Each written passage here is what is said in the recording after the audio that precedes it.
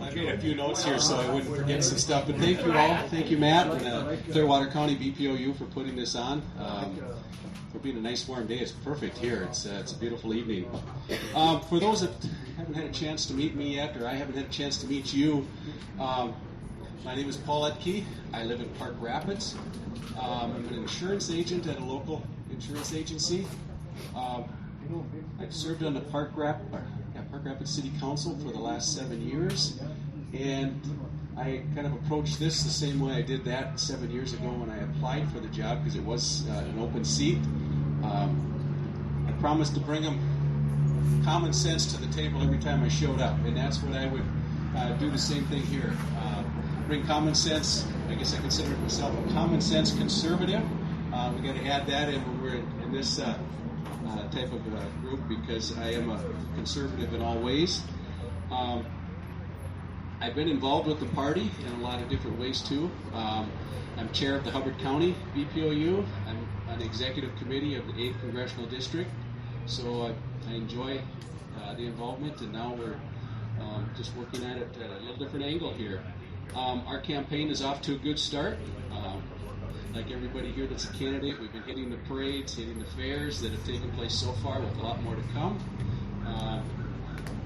Fundraising has been off to a good start also, but like we all know, there's a long ways to go. So we're going to continue to pursue that effort, so when fall rolls around, we're ready to compete well with our opponent and hopefully be successful. Steve and Matt had mentioned things here previously already when we talk about taxes and regulations. When we look across the whole gamut, those two control most of what we have for problems. Every time you talk about businesses or good jobs or good wages, what's the part that's always in the way? It's overtaxation and overregulation. It handcuffs our business owners, our job creators. It affects our quality of life. We all live in an area we love, but what's a big part of the quality of life? It's having the money to do what we want, and in most cases it isn't a ton of it, but we just need enough to be happy. And taxes and regulations affect that. It just goes right on down the line. A number of us here just attended a meeting with our electric co-ops earlier this week. The cost of our electricity is going to continue to skyrocket due to regulations, both in our state and federally with the EPA. It's things that we have to address. I've seen some things, and we've talked a little bit about it. The Second Amendment.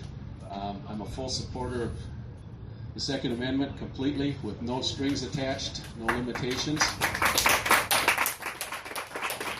I enjoy filling out some of these forms because I do have a couple different permits to carry in states around the U.S., and so I'm an active participant in a lot of what they are after.